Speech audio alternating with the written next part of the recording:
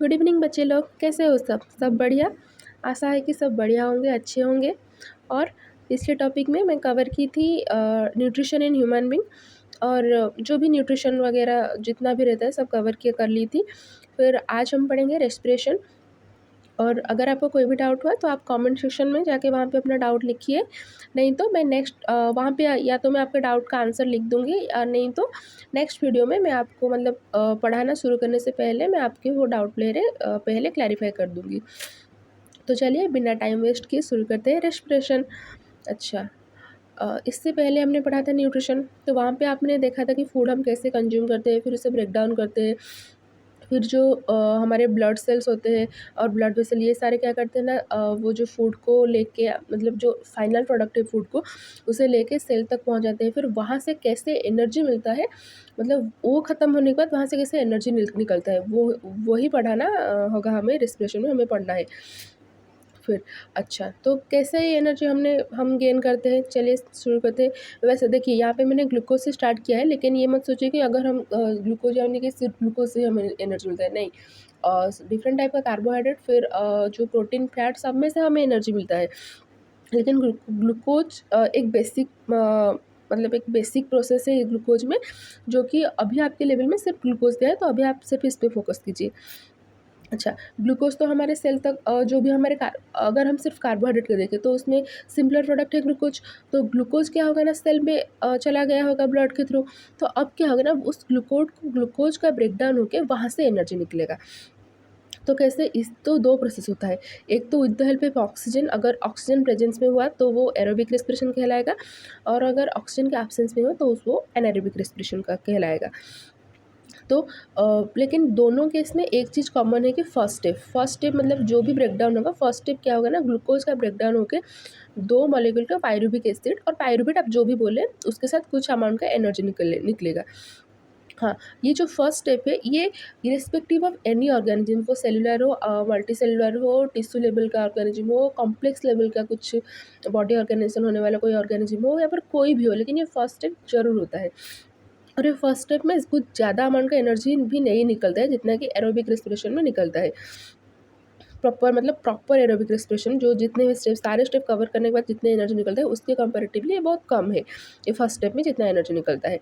अच्छा, ग्लूकोज क्या होता है, 6 कार्बन कंपाउंड होता है, क्योंकि आपने देखा है यहाँ पे C6H12O6, तो 2 मॉलिक्यूलर पायरुवेट निकले। तो इसका मतलब अगर हम सोचें कि मतलब कैसे इक्वेशन बैलेंस करें, तो अगर ग्लूकोज में 6 कार्बन है तो पायरुवेट में मैंने लिखा है कि 2 मॉलिक्यूल का पायरुवेट है। इसका मतलब यहाँ पे अगर 6 कार्बन, तो 2 मॉलिक्यूल का पायरुवेट में भी 6 कार्बन होगा, तो एक मॉलिक्यूल में कितना होगा, 3 कार्बन होगा। और वैसे मैं आपको बोल देती हूँ कि पायरुवेट का मैंने यहाँ पे मेंशन भी किया है, पायरुवेट का फॉर्मूला होता है C3H4O3। तो ये होता है। और तो दो, इसीलिए एक ग्लूकोज से 2 मॉलिक्यूल का पायरुवेट और कुछ अमाउंट का एनर्जी निकलता है। फिर एनर्जी किस फॉर्म में निकलता है वो भी मैं आगे आपके पढ़ाऊँगी। फिर आता है कि पायरुवेट कैसे, मतलब वो कैसे यूज होगा, उसके बाद उसका ब्रेकडाउन क्या होगा, उसका फेट क्या होगा। तो वो 3 चीज़ के ऊपर डिपेंड करते हैं। पहला स्टेप में क्या होता है, अगर ऑक्सीजन ना हो, absence of complete amount of oxygen, कुछ भी ऑक्सीजन नहीं हो, एब्सेंस, एकदम एब्सेंस, जो कि होता है ईस्ट में, जो कि हमने उसे बोलते हैं फर्मेंटेशन। फर्मेंटेशन में क्या होता है ना, पायरुवेट से इथेनॉल निकलता है, फिर CO2 निकलता है, फिर एनर्जी निकलता है। अच्छा, पायरुवेट में कितना कार्बन था, 3 कार्बन था। तो अभी इथेनॉल में देखो, यहाँ पे C2 2 कार्बन है, फिर यहाँ 3 कार्बन, तो इक्वेशन बैलेंस हो जाएगा। तो यहाँ पे क्या होता है ना, इथेनॉल, फिर कार्बन डाइऑक्साइड और एनर्जी निकलता है in the absence of oxygen, जो कि ईस्ट में होता है, और इस प्रोसेस को हम फर्मेंटेशन कहते हैं। फिर जो सेकेंड में हुआ, अगर ऑक्सीजन प्रेजेंट है लेकिन लैक ऑफ ऑक्सीजन, मतलब प्रॉपर अमाउंट का नहीं है, जितना चाहिए उतना अमाउंट का ऑक्सीजन नहीं, कम अमाउंट का ऑक्सीजन अवेलेबल है, जो कि नॉर्मली हमारे मसल सेल में होते हैं। तो वहाँ पे लैक्टिक एसिड फॉर्मेशन होता है, और वहाँ पे भी कुछ एनर्जी निकलता है। लैक्टिक एसिड और 3 कार्बन मॉलिक्यूल है। आपने कभी महसूस किया होगा कि आप बैठे हो या फिर सोए हुए हो तो आपके पैर में क्रैम्प आ जाता है, तो वो जो होता है ना, वहाँ पे लैक्टिक एसिड फॉर्मेशन होता है। अगर आपने कभी बहुत सारा एक्सरसाइज कर लिया, तो आपकी बॉडी में अगर कभी थोड़ा थोड़ा अमाउंट का ऑक्सीजन का शॉर्ट हुआ, तो उसकी वजह से लैक्टिक एसिड फॉर्मेशन होता है, और इसलिए वो क्रैम्प वगैरह होती रहती है कभी कभी। अगर आपने इनकेस ऑफ आपने ज़्यादा एक्सरसाइज किया, फिर ज़्यादा कुछ काम कर लिया, ज़्यादा चले, ये ऐसा कुछ करने से। फिर आता है जो कि नॉर्मल, जो कि प्रेजेंस ऑफ ऑक्सीजन, अगर ऑक्सीजन प्रॉपर अमाउंट में अवेलेबल है, जो कि हम करते हैं, हम जो रिस्पायर करते हैं वो, तो जो कि होता है माइटोकॉन्ड्रिया में, इससे कार्बन डाइऑक्साइड निकलता है, वाटर निकलता है और एनर्जी निकलता है। तो पहले केस में था कुछ भी ऑक्सीजन नहीं है, दूसरे में मतलब थोड़ा थोड़ा कमी है ऑक्सीजन की, तीसरे में प्रॉपर अमाउंट का ऑक्सीजन अवेलेबल है। तो अभी हमें पता चला कि from 1 molecule of pyruvate 3 molecule of carbon dioxide is release, क्योंकि यहाँ पे देखो 1 molecule ऑफ पायरुवेट से 3 molecule का कार्बन डाइऑक्साइड रिलीज हुआ, क्योंकि कार्बन डाइऑक्साइड एक कार्बन का है तो पायरुवेट 3 कार्बन का है। तो कार्बन को अगर हम बैलेंस करने के लिए देखें तो एक पायरुवेट से 3 कार्बन मॉलिक्यूल रिलीज होगा। अगर एक मॉलिक्यूल पायरुवेट से 3 मॉलिक्यूल कार्बन डाइऑक्साइड रिलीज हुआ तो एक मॉलिक्यूल ग्लूकोज से कितना कार्बन डाइऑक्साइड रिलीज हुआ, क्योंकि एक मॉलिक्यूल ग्लूकोज से 2 मॉलिक्यूल पायरुवेट और एक मॉलिक्यूल पायरुवेट से 3 मॉलिक्यूल से कार्बन डाइऑक्साइड, तो एक मॉलिक्यूल ग्लूकोज से 6 मॉलिक्यूल का कार्बन डाइऑक्साइड रिलीज होगा। फिर ये जो एनर्जी रिलीज होगा वो क्या करता है ना, मतलब वो भी ऐसे नहीं कि आपने जितना भी एनर्जी फॉर्मेशन हुआ है आपके बॉडी में सारे एकदम से यूज हो जाए, नहीं। वो एनर्जी क्या जो रिलीज होता है ना, वो क्या होता है ना, एटीपी सिंथेसिस के लिए यूज होता है, जो कि एटीपी को हमें जो कि एटीपी क्या है ना, फ्यूल की तरह काम करता है। हमारे बॉडी में जो भी काम होता है वो उसके लिए एक फ्यूल की तरह काम करता है। जैसे हम कोई गाड़ी में कहीं जाने के लिए पेट्रोल डीजल वगैरह फ्यूल डालते हैं, तो ये भी वहाँ पे फ्यूल की तरह काम करते हैं हमारे बॉडी में। एटीपी को आप एनर्जी करेंसी भी बोल सकते हैं। जैसे हमें कुछ खरीदना है, कुछ करना है, कुछ चाहिए कोई चीज़, तो हम क्या करते हैं, पैसे से वो खरीदते हैं। तो ये भी हमारे बॉडी का एक करेंसी की तरह हम काम करते हैं। और ऐसा तो नहीं कि हम अपने जो भी सारे पैसे हैं, सैलरी है या फिर जो भी पॉकेट मनी सब एकदम एक दिन से ख़त्म कर देंगे, तो सही नहीं है ना। तो वैसे ही एटीपी भी हमारे बॉडी में स्टोर होकर रहता है, और जब जब जब चाहिए वो वहाँ से वो निकल के हमारे सेल से हमें एनर्जी प्रोवाइड करता है। तो एटीपी बनता है कैसे, एडीपी होता है हमारे बॉडी में, एडीपी में फॉस्फोरस मिलकर एनर्जी, जो जो एनर्जी हुआ वो एनर्जी एडीपी और फॉस्फोरस को जोड़ के एटीपी बनाता है। फिर होता है एटीपी, और वही तो होता है ना हमारे energy currency of the cell. और ये जो स्टेप है ये सब आप धीरे धीरे जैसे जैसे बढ़े होंगे 11th 12th, और उसके बाद आपको ये समझ में आने लगेगा अच्छे से ज़्यादा। वैसे मैं इसका फुल फॉर्म आपको बता देती हूँ। एडीपी का मतलब होता है एडेनोसाइन डाइफॉस्फेट। तो ये डाइफॉस्फेट है और उसमें एक फॉस्फोरस ऐड हुआ तो 3 फॉस्फोरस हुआ, तो ये हुआ एडेनोसाइन ट्राइफॉस्फेट। जब हमें एनर्जी चाहिए होगा तो ये एटीपी टूट के फिर से और एडीपी और पी बन जाएगा, और वो जो इस बॉन्ड इसे मतलब इन दोनों को मिलके जब ये बनाएगा, फिर ये जब टूटेगा तो एडीपी और पी में जो यहाँ पे जो बॉन्ड होगा वो बॉन्ड टूटने से कुछ एनर्जी रिलीज होगा। तो वही एनर्जी हमारे कोई काम, जो भी हमें कोई काम करने के लिए जो भी एनर्जी है उसी में वो यूज हो जाएगा। यही तो मैंने अभी बोला, एटीपी ब्रेक डाउन होगा, रिकॉर्ड अमाउंट का एनर्जी रिलीज होगा। अच्छा, ये लिखा है कि drive the endothermic reaction taking place in cell. अच्छा, एंडोथर्मिक रिएक्शन मतलब क्या होता है, हमारे 2 टाइप का रिएक्शन होता है, एक्सोथर्मिक रिएक्शन, एंडोथर्मिक रिएक्शन।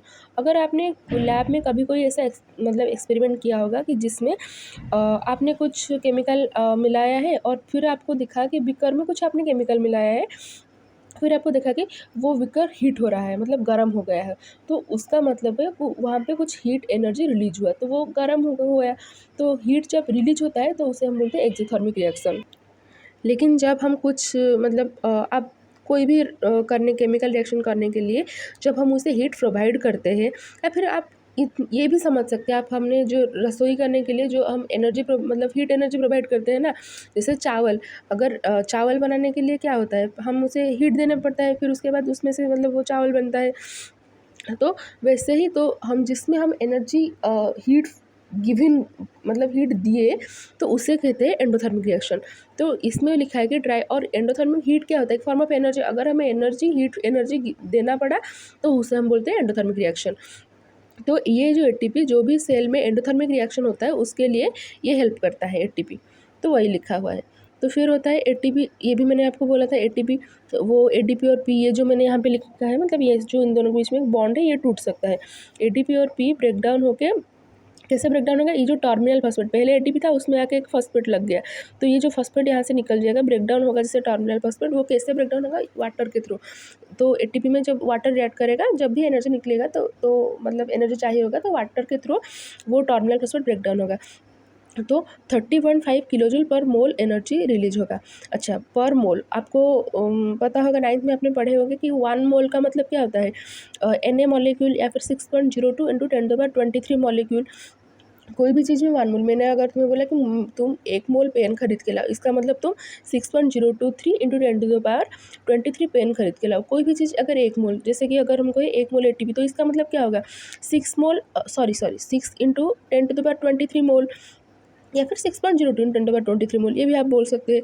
तो यहाँ पे लिखा है 1 किलो इतना किलो जूल पर मोल, इसका मतलब 1 मोल अगर एटीपी ब्रेक डाउन होगा तो हमें 30.5 किलो जूल एनर्जी रिलीज होगा, और 1 किलो जूल मतलब 10⁻3 जूल, तो 30.5 इंटू 10⁻3 जूल एनर्जी रिलीज होगा।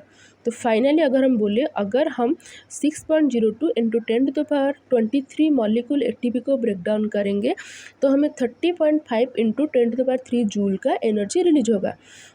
फिर जो एनर्जी बहुत सारा काम में यूज हो सकता है, जैसे कि हमारे मसल कंट्रैक्शन में यूज होगा, प्रोटीन सिंथेसिस के लिए, फिर नर्व इम्पल्स कंडक्शन के लिए, और भी बहुत सारा। अच्छा, डाइजेशन में जो हमने जो सारे प्रोसेस पढ़ा था वो सब भी तो एक काम है, उसके लिए भी एनर्जी रिलीज होता है। तो सारे काम के लिए यहाँ से एनर्जी निकलता है। फिर आता है respiratory activity in plant. Plant में क्या होता है ना, एरोबिक रेस्पिरेशन होता है प्लांट में, तो वो चाहते हैं कि उन्हें सफिशिएंट अमाउंट का ऑक्सीजन मिलना चाहिए। तो प्लांट में, अच्छा जैसे हमारे में नॉस्ट्रल वगैरह सब है और लंग्स वगैरह है, तो प्लांट में तो वैसा कोई कुछ मतलब ऐसा कॉम्प्लेक्स सिस्टम है या फिर कुछ, आपको क्या लगता है? तो उसमें होता है स्टोमाटा, और उसमें बहुत सारा लार्ज इंटरसेलुलर स्पेस होता है। इंटरसेलुलर स्पेस जैसे आपका इंटर स्कूल कॉम्पिटिशन होता है, मतलब स्कूल के अंदर, वैसे ही सेल के अंदर बहुत सारा स्पेस होता है, और वहाँ पे जाके एयर और या ऑक्सीजन जाके रह जाता है, जो कि मतलब रह जाता है, मतलब वो एयर के कांटेक्ट में आता है, तो वो एयर को अकोमोडेट कर सकते हैं।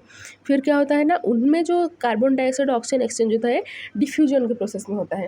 जैसे डिफ्यूजन के प्रोसेस का एक एग्जांपल अगर मैं आपको बोलूँ तो आप क्या बोलेंगे? जैसे कि हम अगर कोई अगरबत्ती जलाए हैं तो उसका जो सुगंध है वो क्या चारों तरफ फैल रहा है, तो वो डिफ्यूजन के थ्रू आ रहा है एयर में। तो वैसे ही CO2 और ऑक्सीजन एक्सचेंज भी प्लांट में डिफ्यूजन के थ्रू ही होता है, जो कि डिपेंड करता है दो चीज़ पे, diffusion, environmental condition and requirement of plant, मतलब एनवायरमेंट में वो अच्छे से डिफ्यूज हो पा रहे हैं या नहीं, और प्लांट को कितने अमाउंट का ऑक्सीजन या कार्बन डाइऑक्साइड एक्सचेंज करना है वो उसके ऊपर डिपेंड करता है। अच्छा, जैसे कि हमने एनवायरमेंटल कंडीशन और रिक्वायरमेंट प्लांट दोनों को कंबाइन करके अगर हम बोले, जैसे कि नाइट में फोटोसिंथेसिस प्लांट को नहीं करना होता है, क्योंकि प्लांट उस टाइम सनलाइट अवेलेबल नहीं होता है। तो मैं पढ़ाई थी आपको, सनलाइट मतलब लाइट एनर्जी से केमिकल एनर्जी में कन्वर्ट होता है जब फूड प्रिपरेशन होता है। तो यहाँ पे तो सनलाइट नहीं होता है, तो फोटोसिंथेसिस नहीं होता है, तो यहाँ पे क्या होता है ना, ऑक्सीजन तो वो प्लांट इनटेक नहीं करेगा। तो यहाँ पे वो चाहिए, उसको चाहिए कि उसका प्लांट में, लेकिन रेस्पिरेशन तो हो रहा है ना, जब मतलब जब उसमें डाइजेशन फोटोसिंथेसिस चल रहा है, तब वो जो कार्बन डाइऑक्साइड रिलीज कर रहा है वो तो अपने बॉडी में ही वो उसमें से ग्लूकोज निकालने के लिए यूज़ करता है। लेकिन अब फोटोसिंथेसिस नहीं हो रहा है, तो जो कार्बन डाइऑक्साइड जो रेस्पिरेशन से निकल रहा है, वो कार्बन डाइऑक्साइड तो प्लांट से निकलना चाहिए ना। तो ये यहाँ पे होता है, मतलब CO2 एलिमिनेशन एक मेजर प्रॉब्लम होता है। फिर होता है गैसेस एक्सचेंज एक्टिव, लेकिन गैसेस एक्सचेंज एक्टिविटी तो इसलिए यहाँ पे चलता रहता है, कार्बन डाइऑक्साइड रिलीज होना पड़ता है। फिर डे में क्या होता है, फोटोसिंथेसिस होता है, तो कार्बन डाइऑक्साइड यूटिलाइज होता है। तो यहाँ पे क्या होता है ना, ऑक्सीजन रिलीज एक मेजरमेंट होता है। दिन में ऑक्सीजन रिलीज होता है, फिर कार्बन डाइऑक्साइड यूज होता है, और नाइट में कार्बन डाइऑक्साइड एलिमिनेट होता है, और मतलब रात में कार्बन डाइऑक्साइड जाता है। देखो, आज आपको पता चल गया होगा कि क्यों हम बोलते हैं कि प्लांट दिन में ऑक्सीजन रिलीज करते हैं और रात में कार्बन डाइऑक्साइड रिलीज करते हैं। आज तो आपका डाउट क्लियर हो गया होगा, बचपन से हम यही पढ़ते आ रहे हैं, लेकिन थोड़ा बहुत ही सही, लेकिन आपको ये तो पता चल ही गया होगा कि हम ऐसा क्यों बोलते हैं। तो चलिए अब रेस्पिरेटरी एक्टिविटी प्लांट ख़त्म करके रेस्पिरेटरी एक्टिविटी एनिमल में शुरू करते हैं। जैसे कि अच्छा, तो गैसेस एक्सचेंज जब एनिमल में होता है तो उसमें क्या करते हैं ना, वो एनिमल क्या होता है, कॉम्प्लेक्स होते हैं ऑर्गेनिज्म, तो उनमें क्या होता है, डिफरेंट ऑर्गन डेवलप हुआ है ऑक्सीजन इंटेक और कार्बन डाइऑक्साइड रिलीज के लिए। तो एनिमल दो टाइप का होता है basically, terrestrial and aquatic. Terrestrial मतलब क्या होता है, जो एक्वाटिक नहीं होते। एक्वाटिक मतलब क्या होता है, जो टेरेस्ट्रियल नहीं होते हैं। मजाक कर रही हूँ। टेरेस्ट्रियल मतलब जो कि नॉर्मली ज़मीन पे चलते हैं और ऑक्सीजन वो इनटेक करते हैं एटमॉस्फेयर से। तो उनमें क्या होता है ना, जो रेस्पिरेटरी ऑर्गन होता है उनमें ऐसा स्ट्रक्चर होता है जो कि उनका सरफेस एरिया बढ़ाता है, मतलब रेस्पिरेटरी सरफेस एरिया बढ़ाता है, क्योंकि वही ऑक्सीजन के कांटेक्ट में आएगा और एटमॉस्फेयर से ऑक्सीजन इनटेक करेंगे। तो ह्यूमन में ये कैसे होता है, वो मैं जब आपको ह्यूमन में पढ़ाऊंगी तो आपको समझ में आ जाएगा। फिर आता है एक्वाटिक। एक्वाटिक में क्या होता है ना, वो क्या करते हैं ना, जो भी डिज़ोल्व होके रहता है ऑक्सीजन वाटर में, उसी को वो इनटेक करते हैं। लेकिन ऑब्वियसली एयर में जितना अमाउंट का ऑक्सीजन होगा उतना अमाउंट का ऑक्सीजन तो वाटर में नहीं होगा, बहुत कम अमाउंट का ऑक्सीजन होगा, तो वो क्या करेंगे ना, अपने ऑक्सीजन इनटेक को सैटिस्फाई करने के लिए जो भी उनका ऑक्सीजन रिक्वायर्ड होगा उसे सैटिस्फाई करने के लिए वो ब्रीदिंग रेट इंक्रीज़ करेंगे। अगर ज़्यादा ब्रीदिंग रेट करेंगे तो वो कम टाइम में ज़्यादा ऑक्सीजन इनटेक करेंगे। इससे क्या होगा ना, उन्हें जो भी ऑक्सीजन का रिक्वायरमेंट उनका बॉडी का फुलफिल हो जाएगा। इसलिए एक्वाटिक ऑर्गेनिज्म का मतलब रेस्पिरेटरी एक्टिविटी ज़्यादा होता है। एक्टिविटी मतलब क्या, मतलब वो जल्दी रेस्पिरेशन करते हैं। तो अब जो नेक्स्ट रहा रेस्पिरेशन इन पीस या फिर टेरेस्ट्रियल ऑर्गेनिज्म, ये सब हम नेक्स्ट वीडियो में कवर करेंगे। आशा है कि आपको सब डाउट क्लियर हो गया होगा, और अगर फिर भी कोई डाउट है तो आप कमेंट सेक्शन में बोलिए, मैं नेक्स्ट मतलब वीडियो में आपको बोल दूँगी सब। और अगर अच्छा लगा ये वीडियो, आपको कुछ भी समझ में आए तो लाइक कीजिए, शेयर कीजिए, सब्सक्राइब कीजिए। Thank you.